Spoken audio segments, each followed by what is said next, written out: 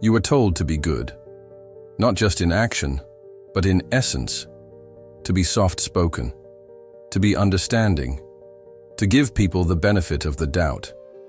You were taught that if you smiled at the world would smile back. That if you were patient, enough, kind enough, open enough, someone somewhere would see the goodness in you and protect it. You believed that truth was a shield, that loyalty was currency, that vulnerability was intimacy. But the world did not echo your softness. It consumed it. You didn't notice it at first. It started slowly, a favor left unreturned, a silence where there should have been a thank you, a cold shoulder after you opened your heart. You brushed it off. Maybe they were busy. Maybe they didn't understand how much that moment cost you. You kept giving, kept justifying, kept hoping that if you just held on a little longer, if you just kept being good, everything would make sense. That the pain was just a test, that the betrayal was just a phase, that the right people would come. The right moment would arrive, but it didn't.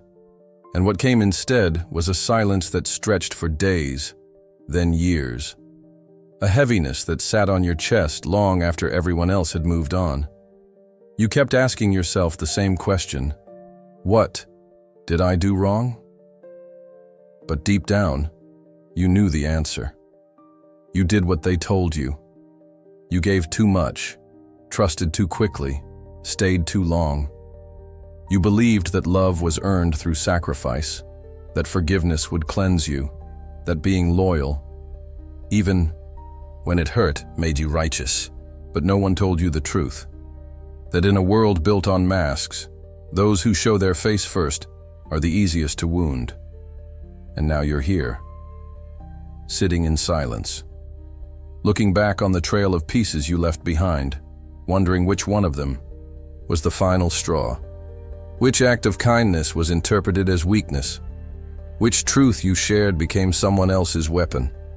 You wonder if you were broken or if the lie was, because you weren't born this tired, this raw, this unsure.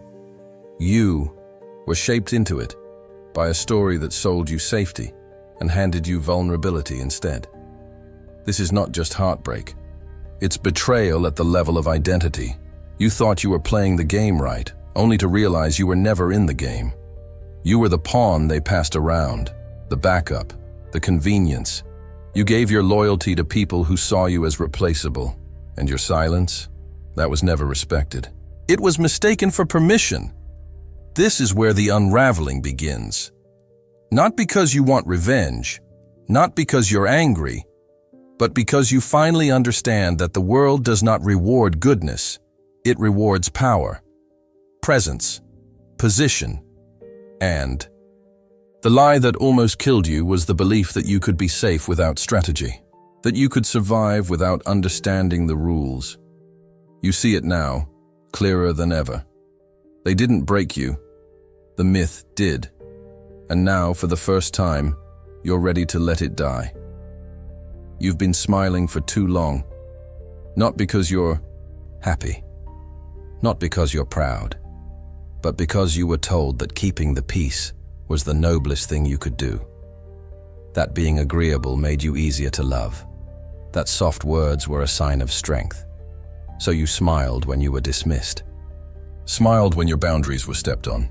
Smiled when they joked about your pain. When they used your silence as an invitation. When they took more than you had to give. You didn't smile because it felt good. You smiled because it was expected. Because you thought it made you safe. But the truth is, your smile has been your cage. They never saw it as grace. They saw it as weakness, predictability, submission. They knew you'd forgive, knew you'd return, knew you'd lower your gaze instead of meeting theirs. And the more you bit your tongue, the louder their voices became. The more you held your pain in, the more they felt entitled to it. You were applauded for staying calm while they burned the ground beneath your feet. But no one ever asked what It cost you to hold it all in. You thought your restraint made you noble, but it only made you invisible. You keep hoping that if you just stay kind, someone will finally protect you. That if you keep explaining yourself, someone will finally understand. But they don't want to understand you. They want to use you. They want your softness without your needs, your patience without your standards, your truth without your demands. And every time you speak in a whisper, they speak over you with thunder. They don't play fair. And they never did. You've been operating under the illusion that the world values virtue, that justice is a natural outcome, that if you just do the right thing, things will work out. But Machiavelli saw it for what it was, a game of perception, not purity. He knew that fairness is a story told by the powerful to keep the obedient in line. That the world doesn't reward the kind-hearted, it rewards the cunning, the unpredictable, the untouchable. And you've made yourself too easy to read, too easy to reach, too easy to hurt. There is no medal for suffering in silence. No. Redemption in being the bigger person when no one notices your absence. The truth is brutal but necessary. Your manners are making you disappear. Your integrity is being eaten alive by those who know how to manipulate it. You've confused peace with paralysis. And now you stand in a room full of people who don't. Fear losing you, because you never gave them a reason to. They think you'll always stay, that you'll always smile, that you'll always swallow the pain and keep walking. But what happens when you don't? What happens when the smile fades and the silence turns sharp? When you stop explaining and start observing? When you no longer need their validation to breathe? That's when everything shifts. That's when they finally realize you were never harmless, you were just patient. And now, you're done waiting. They told you morality was a compass, that it would guide you through the darkest moments, that if you just stayed honest, loyal, and good-hearted, the world would eventually bend in your favor. That goodness was strength, that vulnerability was truth, that honesty was healing. And because you were desperate for meaning, for some kind of guarantee, you believe them. But morality, in the wrong hands, isn't a compass. It's a collar. You thought you were operating by shared rules, that everyone else valued the same principles, that when you were loyal, others would match you, that when you spoke truth, others would honor it. But slowly, quietly, you began to notice that morality wasn't something people lived by. It was something they used, as a weapon, as a mirror, as a manipulation tactic. And you were the easiest one to disarm, because your values were on display. You never realized how much of yourself was being catalogued, not with malice, but with precision. They watched how far your empathy could stretch before it snapped. They noted your forgiveness patterns, the way you apologized, even when it wasn't your fault. The way you tried to see their side while they hid theirs completely.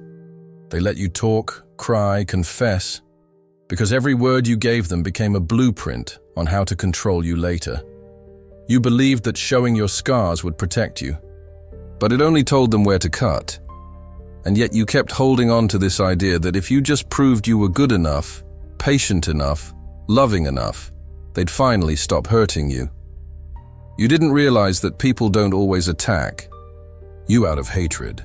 Sometimes they do it because your obedience is useful, because your guilt keeps you in place, because your fear of being seen as cold keeps you apologizing when you should be walking away. They moralized your silence, painted your boundaries as cruelty, your withdrawal as betrayal. Suddenly, you were the problem. You weren't kind enough, weren't forgiving enough, weren't soft enough to stay. They broke you, then blamed you for bleeding. Machiavelli warned of this, the seduction of moral performance. He didn't trust virtue that was spoken too loudly, because often, the ones preaching goodness are the ones hiding the most.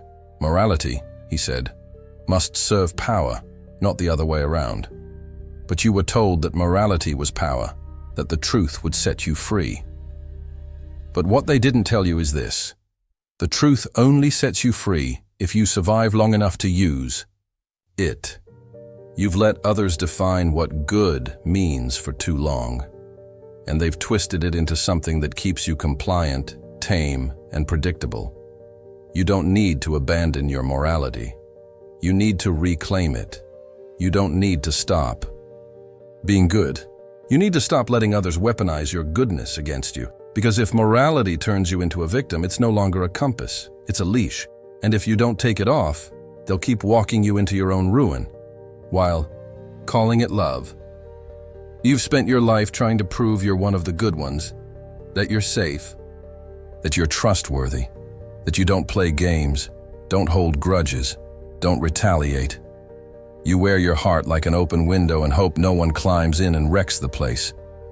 But they do, again and again, and still, you hesitate to change. Because somewhere deep inside, you've tied your identity to being harmless, to being innocent. But innocence is the most dangerous identity you can carry in a world that feeds on performance. Innocence blinds you to intention. It makes you slow to see red flags. It forces you to interpret danger as misunderstanding. You become obsessed with fixing, explaining, excusing. You hand out second chances like it's some sacred duty. You think walking away makes you cold.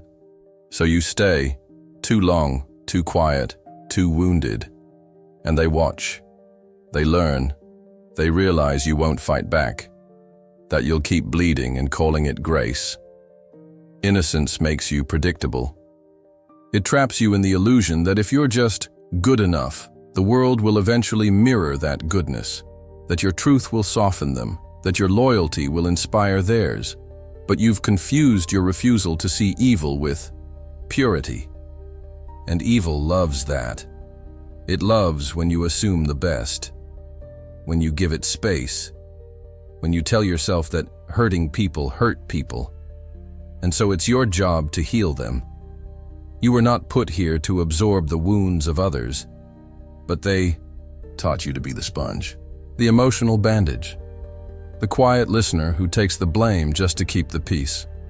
And what did it get you?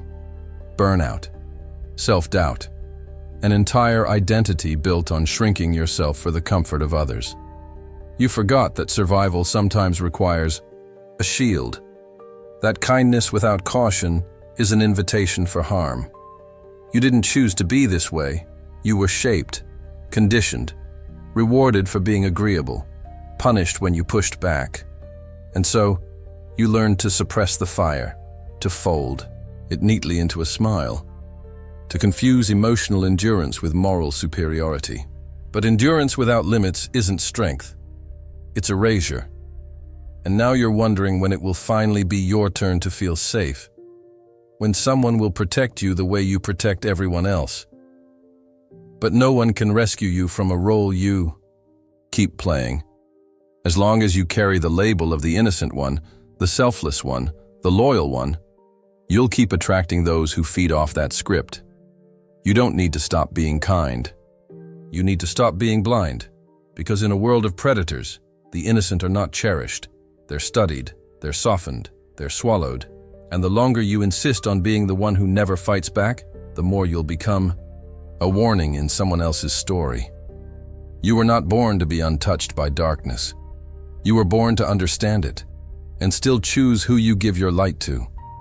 You've spent your life trying to be liked, not admired, not respected, just liked. Because you thought that if people liked you, they wouldn't leave, wouldn't hurt you, wouldn't betray you. You shaped your personality around making others comfortable. You adjusted your tone, your timing, your truth, just to keep the peace, just to keep them close. But being liked is not protection. It's dependency. It's fragility. Because what happens the moment they stop liking you? What happens when you say no, when you draw a line, when you don't fold the way they expect you to? You become disposable, replaceable, difficult. Suddenly, the same people who once praised your sweetness begin questioning your character. Their love had conditions. And your worth, you now realize, was rented, not earned. You thought love made you safe. But Machiavelli saw it clearly. It is better to be feared than loved, when you cannot be both. Love is soft, it's fleeting, it depends on constant performance. Fear, however, is stable, predictable, enduring. Fear makes people hesitate before they cross you. It makes them calculate, pause, rethink. You don't need to be cruel. You just need to become a consequence. Your presence should not feel guaranteed. Your forgiveness should not feel automatic. Your silence should not mean surrender. It should mean storm. But none of that happens while you're still chasing approval, while you're still offering your soul in exchange for temporary comfort. You think you're winning them over with your loyalty, your empathy, your transparency, but they're not seeing your heart. They're weighing your usefulness. You've been so desperate to be liked that you've forgotten how to be respected. They speak over you because you don't correct them. They test you because you never push back. They leave because they know you'll wait. They return because they know you'll forgive. You've made yourself easy to hold, easy to break, easy to ignore. But fear changes the equation. Not fear built on threats or volume or force. Fear built on your silence, on your calm withdrawal, on your lack of need, when you stop justifying your worth, when you stop seeking their attention, when your absence hurts more than your presence ever did. That's power. That's when they begin to see you not as an option, but as a risk. They will not respect what you do not protect. If your time, your attention, your love are given too freely, they will always be devalued. You were taught that being soft would make you irreplaceable. But softness without boundaries is erosion. It's not safety. It's slow self-abandonment. Let them wonder where you went. Let them feel the weight of your silence. Let them remember what it felt like to have access to you, and what it feels like now that they don't. You don't need to be feared by everyone. Just enough that the ones who once used your kindness hesitate before trying again. You keep talking, explaining, defending, apologizing. Every time someone misunderstands you, you rush to fix it. Every time someone crosses a line, you feel the need to justify why the line was there in the first place. You think if you just say the right thing in the right way, they'll finally get it, finally see you, finally respect what you've been trying to protect. But they don't, because they're not listening to understand. They're listening to assess control. You've been trained to believe that silence is weakness, that it means you've lost, that you have nothing left to say. But the opposite is true. Silence terrifies people who are used to controlling you through words. When you speak, they feel in charge of the game, but when you go quiet, they start to lose grip. Their power begins to unravel, not because of what you said, but because of what you didn't. Machiavelli knew the value of silence, knew that unpredictability lives in the unspoken, that when your enemies don't know what you're thinking, they begin to fear what you might do. And right now, you talk too much. You reveal too much. You give them your mind in pieces, hoping they'll treat it with care, but they don't. They collect your words like tools, file them, twist them, use them against you later. Every time you explain your pain to someone who caused it, you hand them a map back to your vulnerability, and they will use it. Your silence is not weakness. It's control. It is the space where you regain your center, where you choose who is worthy of your voice, where you no longer allow others to pull you into conversations that only serve their comfort, not your clarity. Stop filling the air just to feel safe. Stop over-clarifying your truth in rooms that distort it. Let them wonder, let them guess, let the discomfort build. Because when you say nothing, their imagination does the work. And what they imagine is often far more powerful than anything you could have said. You don't need to scream to be heard. You just need to stop explaining. The more you defend yourself, the more power you give to their judgment. The more you stay silent, the more that judgment loses its shape. You are not obligated to make others feel okay about your boundaries. You are not required to translate your pain into a language they want to hear. Silence is not the absence of a voice. It is the presence of power. Use it. You've called it love. You've called it loyalty. You've called it being the bigger person. But if you're honest, what you've really been doing is bleeding for people who wouldn't even flinch if you vanished. You've stayed through neglect, through betrayal, through silence that rotted like poison in your chest. You've stood by people who were never standing with you, and you told yourself that's what loyalty looks like. But loyalty without boundaries isn't noble. It's a form of self-destruction. You were raised to believe that commitment is strength. That if you just stay long enough, forgive deeply enough, sacrifice consistently enough, eventually the pain will pass. Eventually, they'll see your worth. But they won't. Because they already do. They just don't care. They see what you bring. They see your loyalty, your consistency, your willingness to keep showing up after they've knocked you down. And they use it. You think your loyalty earns love. But for the wrong people, it earns ownership. They test how far you'll go, how much you'll take, how long you'll stay silent. And each time you prove that there's no line they can't cross, you don't rise in their esteem. You fall. You fall into the role they've written for you, the one who will always be there, the one who never leaves, the one who bends, the one who breaks. They will exploit your endurance until it becomes your identity. Machiavelli understood this brutal reality. He wrote that a prince must not be bound by loyalty when that loyalty risks the throne. That virtue becomes a vice when it serves no purpose. And yet you've built your entire foundation on the idea that leaving makes you weak, that saying enough makes you cruel. But what's more cruel? To walk away from someone who mistreats you, or to teach them they never have to stop. You weren't loyal. You were afraid. Afraid of being alone. Afraid of being the villain. Afraid that if you left, it would mean you never mattered. So you stayed, hoping your suffering would prove your love. Hoping it would fix them.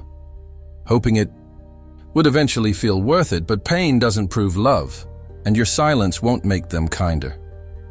The truth is this: if they only behave when they fear losing you, then your loyalty was the leash, and they were always free. They just chose not to leave because they didn't have to. Because you never gave them a reason to believe you would. Your loyalty should never cost your peace. It should never keep you in places that drain your spirit. You are not obligated to set yourself on fire just to keep others warm. Let them call it betrayal. Let them twist the narrative.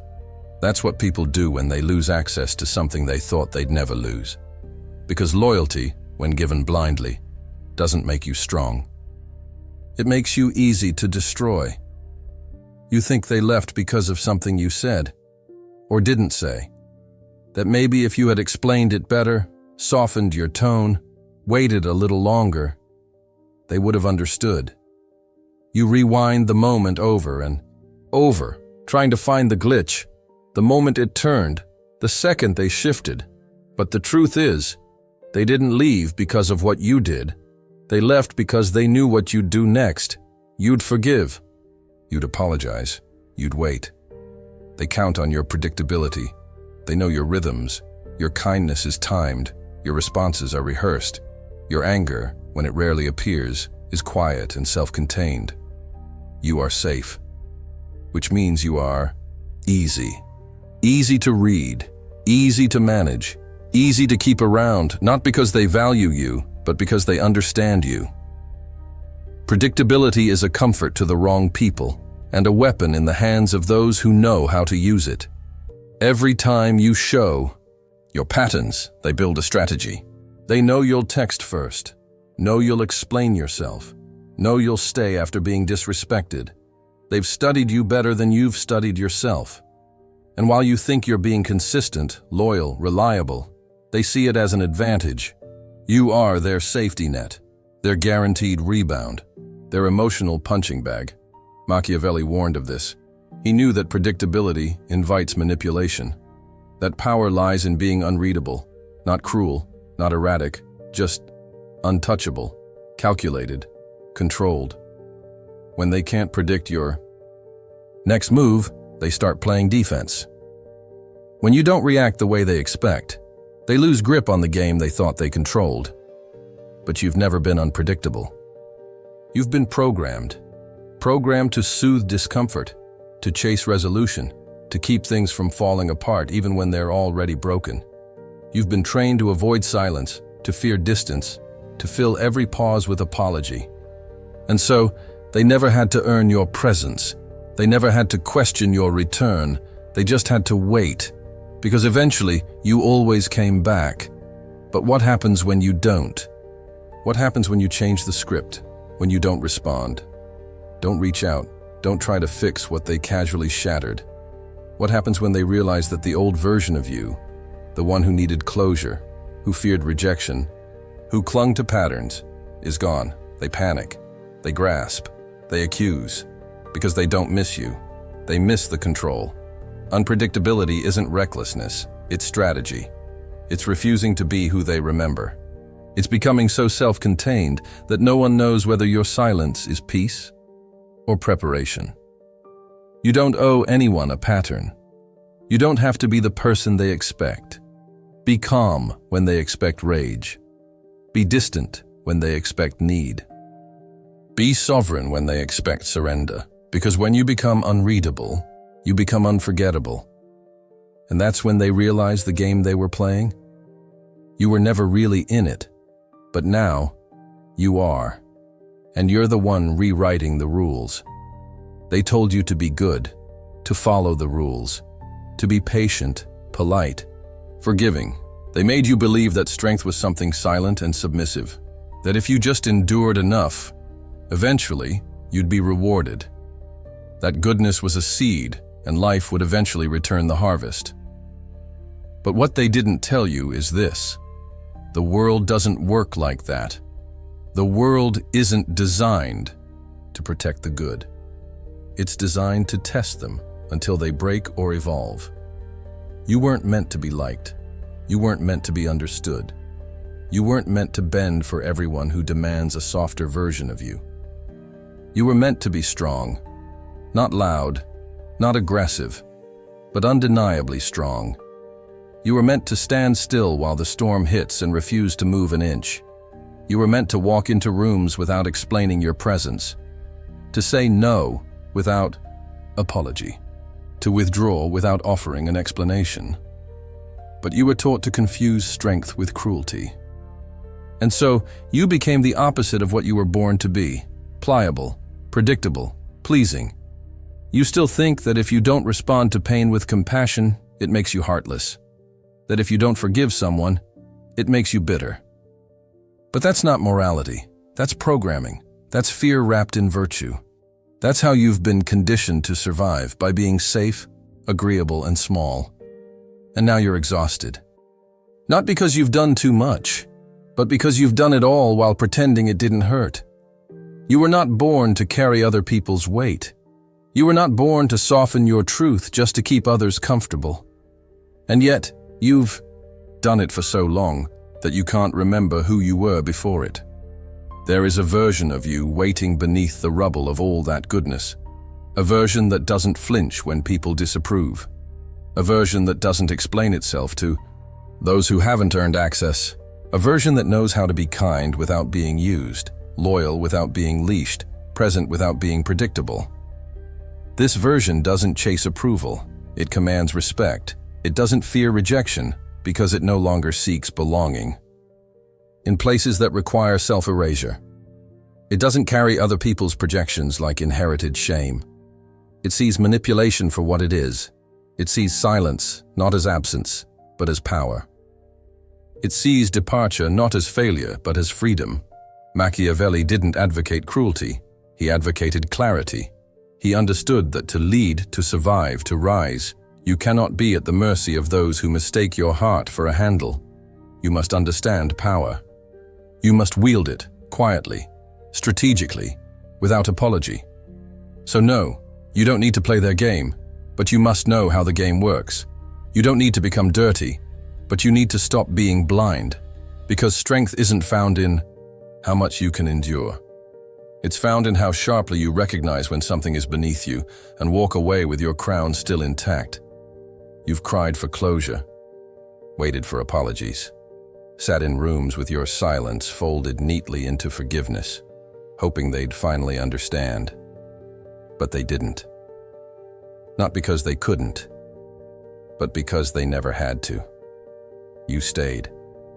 And every time you stayed, you taught them that hurting you had no consequence. You thought your presence proved your love, that your consistency was a sign of loyalty, that being available meant being strong. But the truth is, they never valued what was always there. They only started to notice when you went quiet, when you stopped chasing, when the space you left behind became colder than they expected. Detachment is not indifference. It's maturity. It's what happens when you finally stop trying to fix things that were designed to keep breaking. When you stop arguing with people committed to misunderstanding you. When you stop tying your self-worth to how gently others handle you. You've been pouring into people who were draining you in silence. And you called it love. You called it commitment. But it was just a cycle, one that demanded your identity as its price. You became smaller to fit their comfort, softer to cushion their chaos. But the version of you they loved was built entirely from your own self-abandonment. So you detach, not because you stopped caring, but because you finally started. You begin to see clearly, not everyone deserves access. Not every conflict requires clarity. Not every goodbye needs to be mutual. You learn to walk away mid-sentence, to block without warning, to protect your peace the same way you used to protect their image. You stop explaining yourself to people who only listen for weaknesses. You stop proving yourself to those who twist your truth. You stop performing. Because the real you, the version that doesn't need validation, doesn't need to be liked, doesn't beg to be chosen, that version doesn't need an audience. Machiavelli said that when a leader cannot be both loved and feared, it is safer to be feared. You've lived your entire life trying to be loved, and it nearly broke you. Now, you choose the opposite. Not fear that intimidates, but fear that earns respect. Fear that comes from presence, discipline, and distance. Let them wonder why you disappeared. Let them feel the absence. Let them sit in the silence they once filled with their control. Let them remember how easy it was to have you, and how impossible it is now that you've withdrawn. This is the rebirth, the shedding, the quiet revolution. You no longer crave closure. You don't seek justice in a rigged game.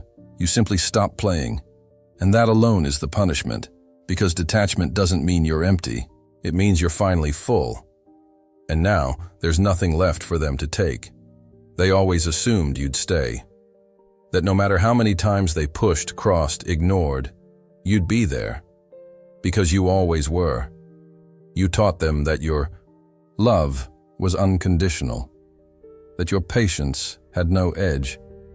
That your heart could take anything and still remain open. And they loved that. Not you, just the convenience of your endurance. But something changed, quietly, internally, without warning. You stopped needing to be needed. You saw it clearly. You were playing the role they wrote for you. The dependable one, the forgiving one, the one who made excuses for their behavior and stayed long after the apology expired. They didn't fear losing you because you never gave them a reason to. And respect only grows where loss is possible. You've spent your life trying not to be the villain. But being the hero broke you. They admired your loyalty, your gentleness, your willingness to carry the emotional weight they refused to hold. But they never respected your silence, your needs, your limits. They saw you as an extension of their comfort, not a force with its own orbit. You were the pawn, moved when needed, discarded when not, expected to return with grace no matter the wound. But you've woken up, not in rage, not in revenge, in clarity. You've learned that being the one who always bends only makes them push harder. That being the one who always stays only makes them leave sooner. That the more predictable your presence is, the more invisible you become. And you're tired of being invisible. You don't want to be liked. You don't want to be tolerated. You want to be untouchable. Not because you're cruel, but because you finally remembered who you are without the need for approval. You've remembered what it feels like to walk away without apologizing, to protect your energy like a kingdom, to move like someone they should never have doubted. You're not here to keep the peace anymore. You're here to build your throne from the silence they once mistook for submission. Let them call you distant. Let them call you cold. Let them say you've changed, because you have. You've stepped out of the role they wrote for you.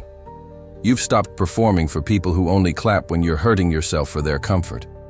You've learned to hold your power in stillness, in your walk, in your silence, in your absence. This is the moment you become the player, not the pawn. You don't play dirty because you enjoy the game. You play it because you understand it. Because survival isn't about being good, it's about being unshakable, strategic, disciplined. And now, you are. No more open hands to closed fists. No more endless chances. No more making yourself smaller. Just to fit inside someone else's fear. You were not born to be agreeable. You were born to be untouchable.